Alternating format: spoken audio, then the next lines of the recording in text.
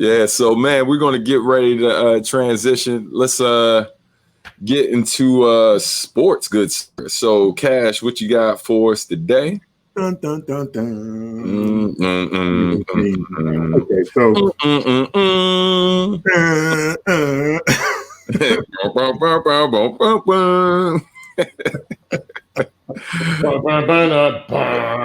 you go, sir. I was waiting for you, sir.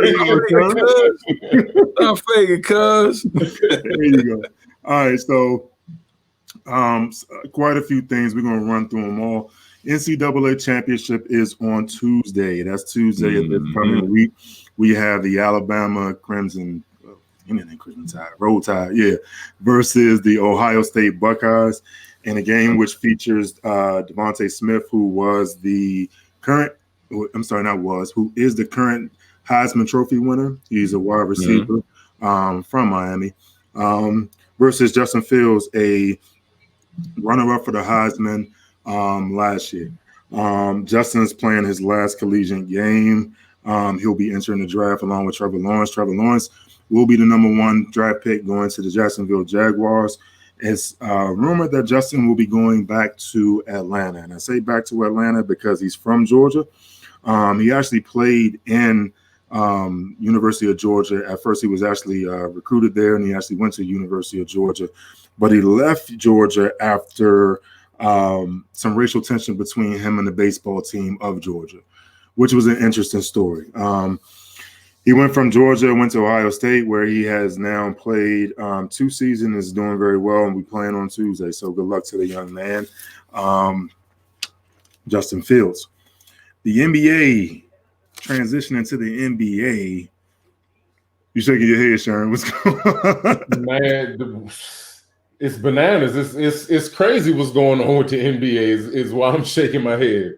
The NBA is in trouble right now. And the reason why is because they have a COVID outbreak. It actually started with Washington Wizards, to be real with you. They played, I think, the Utah Jazz, I believe, last week. And then some players started, testing positive for COVID. Then they played the Celtics on the 8th of January. Celtics were due to play Miami, but they can't suit 9 players. Well, 9 players the Celtics have to sit out. Why did they pop the bubble, man? That was stupid. Because they want to do a full season. And I don't know if you remember, but last season the bubble didn't start until late. And at that point, they were thinking about canceling the season. So they cut the season short and just took the first, few teams from the top, from the East, and the first 2 teams from the West. And then they made them go live in a bubble, which was successful in the case that they didn't have a bunch of COVID outbreaks. Right. But it's kind of torture for the players because they are isolated from family, friends, things like that. But it's the price of playing basketball these days in a pandemic. They're gonna have to mess around and cut the season short, looking like how it's going now. Yeah. So including like Jason Tatum and Jaylen Brown and 7 other players from the Celtics, they weren't even able to suit. Yeah, you know what I mean. So originally they were going to have to play Miami tonight, an Eastern Conference rival, but that game got postponed. So it's not looking too good right now, and you know how things are. Once it starts spreading with one team, it eventually starts getting to a whole bunch of other teams. So we're in trouble when it comes to the NBA. I don't know what they're going to do, but more to come on that. Maybe next week it'll be another topic.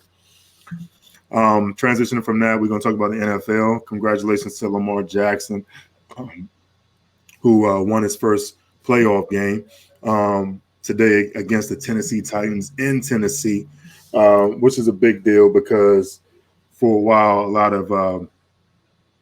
lot of sports commentators were against him, thinking that he wasn't able to get it done.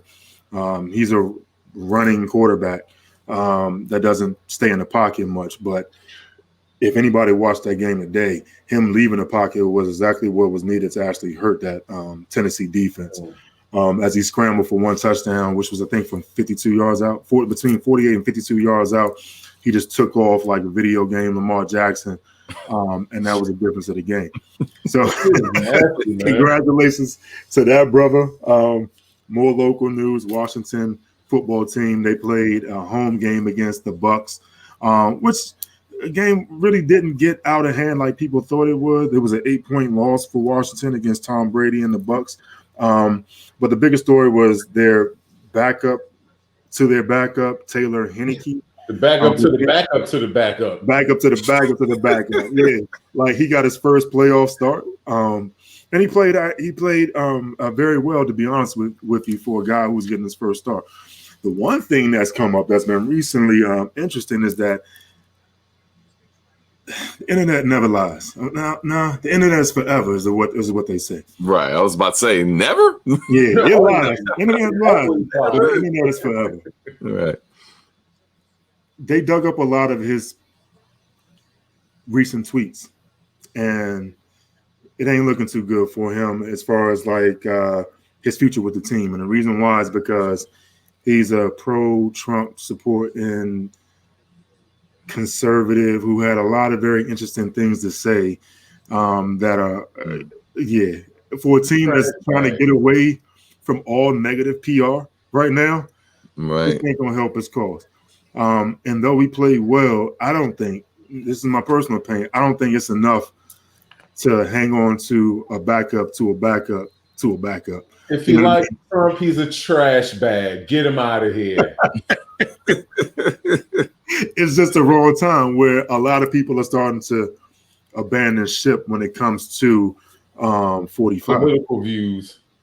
Yeah. So, you got to be careful what you say online or who you choose to support, because it says a lot about you. And, the irony is a lot of people are starting to jump ship now, but they had no problem for the past 4 years, which brings me to my last point, which is the PGA. So PGA is now officially Pro Golf Association will be canceling all tournaments and instituting a lifetime ban of events on Trump courses, including stripping Trump of hosting the 2022 PGA Championship. That is big. That is big. It's big. Yeah. 21 gun salute on that one. It's big on a number of levels. The fact that Trump is, his major thing is golf. His favorite sport is golf. And the fact that the PGA has been so, for a long time, it's been exclusive. It was exclusive country club. We all know that. You know what I mean? It was strictly for whites. Tiger Woods was a big deal because it was a black man excelling, cobbling Nate, whatever he wants to call himself. I'm gonna call that. Whole lot of I'm gonna call him Tiger. Right. So call him black. I'm gonna call him black. Let's be real. They've had negative PR for a long time, especially when it comes to African Americans and how we view not only the sport but the organization as a whole. So for them to cancel Masters as well, I mean, then there's that. The Masters, right? right. Like it's played on plantation. Owners over here in football, and we got Masters over here in golf. No wonder blacks prefer the NBA. I mean, right, right. So to add that to it, and shout out to them, I want to give them some credit because that's a bold move, just like what happened with Twitter, just like what happened with Facebook. Even though I got my views on that, and if y'all want to talk about that too, we can. But the fact that they did a full block of him, and the fact that they said, you know what, this is a lifetime ban. This isn't okay, we're going to ban you temporarily now. That's pretty huge. To me, it's setting the standard that feel what you feel, but you can't have U.S. citizens attacked. You can't have U.S. congressmen put in a bad situation the way that this Wednesday did it. Somebody could have really gotten hurt, and that crowd was actually looking for, Pence and Pelosi. They were looking to do damage to these people. So for the PGA to step up and say, you know what, enough is enough, that's a big thing. Why it took him so long, that's another topic. I can't front. At the same time, you know, I'm applauding for what they did. You know what I mean? And while we at it, just real quick, shout out to, because I know I got a minute left. Shout out to Colin Kaepernick while we at it, because he said it a long time ago. You know, and while everybody jumped on his back about him being disrespectful to the flag, you can't get no more disrespectful than, you know, actual American citizens turning on, you know, Blue Lives That Matter, as well as trying to attack sitting congressmen. So that's where we are with sports. Sports always bleeds into life. Life always bleeds into sports. Is no different. You know, and you know, more to come next week when, you know, hopefully we have less than what happened this past Wednesday. Right.